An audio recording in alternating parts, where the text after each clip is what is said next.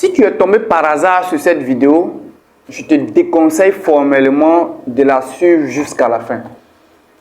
Oui, je te déconseille formellement de suivre cette vidéo jusqu'à la fin pour la simple raison qui est que je vais te choquer. Et si tu n'es pas une personne qui est prête à être choquée, parce que je vais révéler certaines choses qu'on ne dit pas sur la toile, alors tu risques d'être foudroyé en quelque sorte.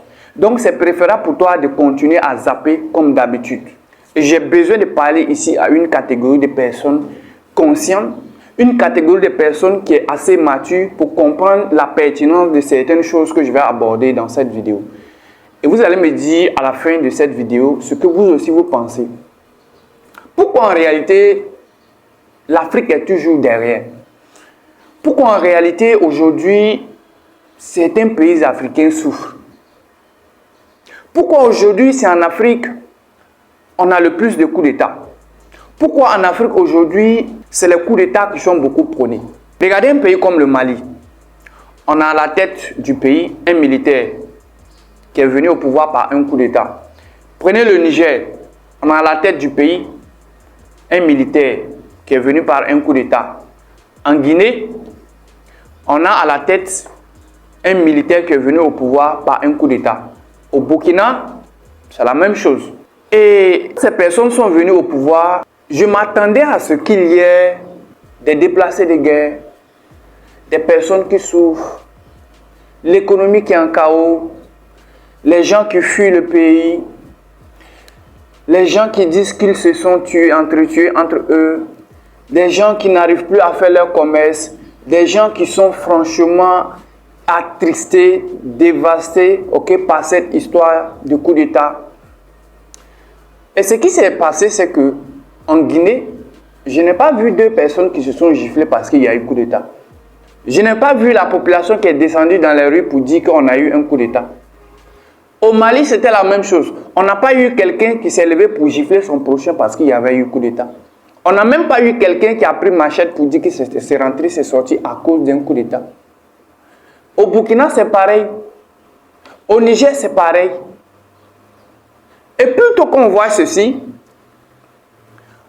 on a assisté au fait que la population a été très heureuse d'apprendre ces coups d'État. La population a été tellement libérée grâce à ces coups d'État qu'en fait ils ne l'ont jamais été. On a remarqué que la population était encore plus contente. La population était encore plus en gaieté. Et bizarrement, on a assisté aussi au fait que la sécurité a commencé à augmenter. L'économie a commencé à prendre son hausse. L'économie a commencé à monter en flèche. Les activités ont commencé à reprendre comme il se doit. Les populations sont devenues de plus en plus heureuses. Et aujourd'hui, on assiste à coup sûr, ces pays-là vont partir des pays qui vont franchement se développer le plus ici en Afrique. Alors qu'en réalité, les coups d'État qu'on a vus dans le passé, on a vu que quand il y avait coup d'État, il y avait ce qu'on appelle des déplacés de guerre. On avait la population qui s'entretuait. On avait l'économie qui était en déclin. On avait la souffrance, partout. L'économie était en déclin. La population était triste, dévastée. Les commerces étaient fermés. On n'arrivait pas franchement à pouvoir vivre normalement parce qu'il y avait eu un coup d'État. Mais pourquoi aujourd'hui, les coups d'État ont plutôt apporté le contraire? Les coups d'État ont permis à ce que l'économie commence à augmenter, la population devient de plus en plus heureuse, la sécurité devient de plus en plus solide, et le pays est en train de se développer, ces différents pays sont en train de se développer à une vitesse exponentielle. En fait, j'aimerais que vous me donniez une réponse claire. Autrefois, on nous apprenait l'importance de la démocratie. Autrefois, on nous disait que c'est la démocratie seule qui peut franchement nous permettre de s'en sortir. Autrefois, on nous disait que s'il n'y a pas la démocratie, le pays ne pouvait pas franchement s'en sortir. C'est ce qu'on nous disait autrefois. Mais pourquoi aujourd'hui, c'est les coups d'État qui sont devenus la solution? Eh bien les amis, sachez qu'en réalité, la démocratie tue plus que les coups d'État. C'est choquant, bien évidemment, parce qu'on ne te l'a jamais dit. Il faut comprendre qu'en réalité, les coups d'État sauvent plus que la démocratie. La démocratie tue l'Afrique et la démocratie tue plus que les coups d'État. Et la démocratie, en réalité, a toujours été conçue, en tout cas pour le peuple africain, dans le but de toujours tuer le continent africain. Et lorsqu'on parle même de la démocratie, j'aimerais vous rappeler qu'en réalité, c'est ce qui a envoyé ici l'esclavage. Oui, l'esclavage qui était le but, qui consistait à prendre ici nos hommes braves, valides, que tu sois intellectuel, que tu sois bien orné physiquement, on te prenait de façon obligatoire pour que tu ailles travailler et à développer certaines industries chez eux. Sauf qu'arrivé un moment, ils ont remarqué qu'en fait, vu qu'il y avait énormément de personnes, il fallait plutôt chercher un moyen pour pouvoir remplacer toutes ces personnes-là par des machines, afin que ces personnes continuent toujours de faire tourner ces machines. C'est ce qui fait qu'on va assister à ce qu'on appelle la révolution industrielle. Et donc, au cours de la révolution industrielle, on a l'avènement des machines, l'avènement des industries de fabrication et tout ce qui va avec.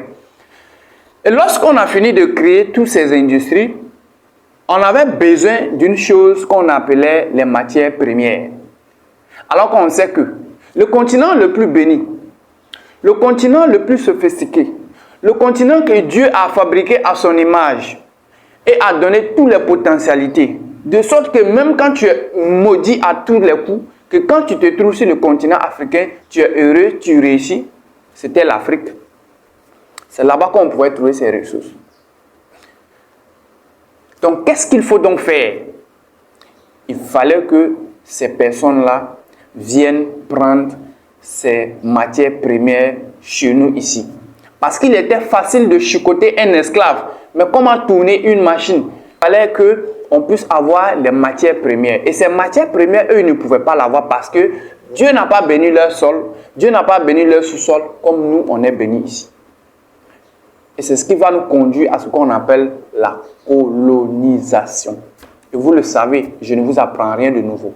Et lors de la colonisation, on vient chez nous, on pille nos sols, on pille nos sous-sols, on prend les matières premières de force ou de gré, on part transformer, on crée des usines qui se développent et nous, on est toujours resté ce qu'on est. Et comme ça devenait trop, parce qu'arrivé un moment, les gens ont donc commencé, la population a commencé à prendre conscience qu'en réalité, trop c'était trop. C'est là qu'ils vont donc réfléchir. Et François Mitterrand même l'a bien dit. C'est là qu'il faut réfléchir et changer la manière de faire les choses. Et c'est là qu'on va nous envoyer ce qu'on appelle les indépendances, que moi j'appelle en griffe les fausses indépendances.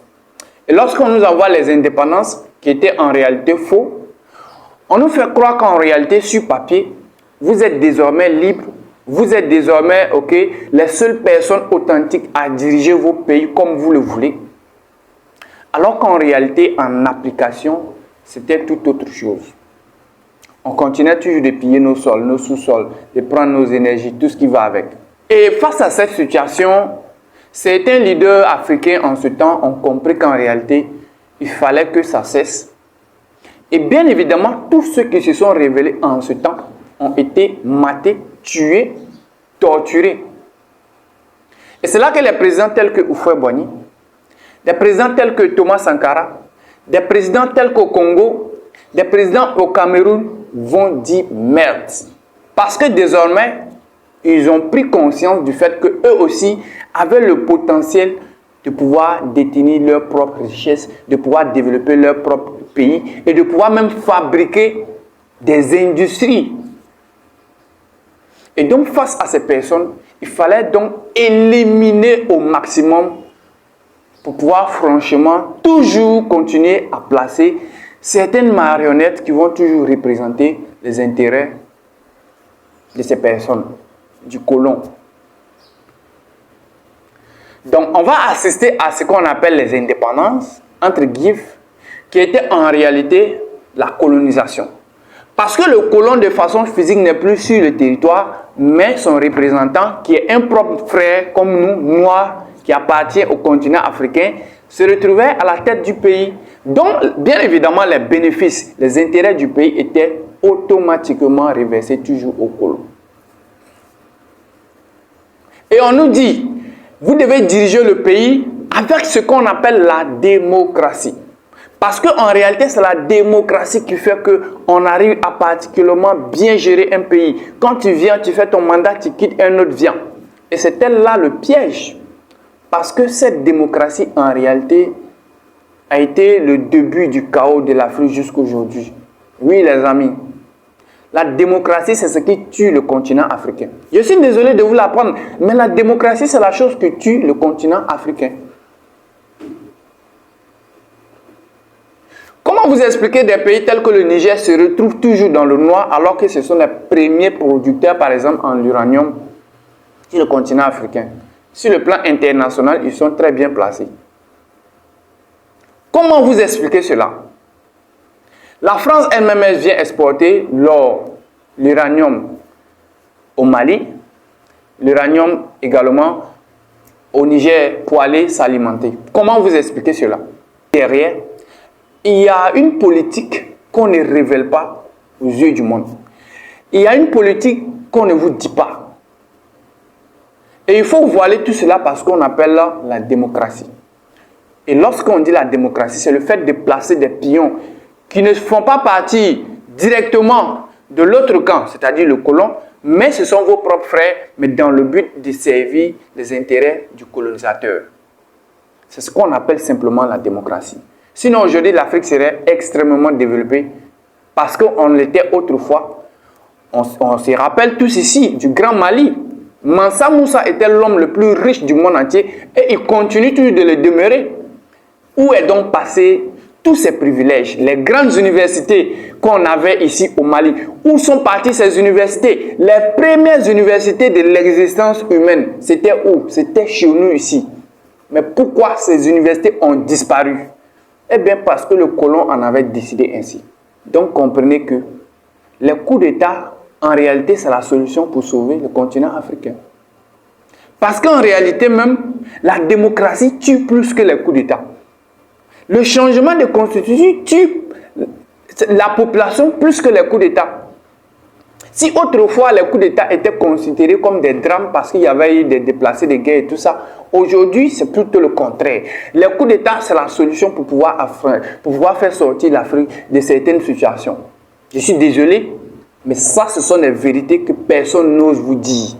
Et moi je le dis. Ce n'est pas dans le but d'impressionner quelqu'un. Je le dis afin que vous soyez aussi conscient de la situation. Si tu aimes, c'est tant mieux. Si tu n'aimes pas, bien évidemment, je n'attends absolument rien, éperdument rien de toi.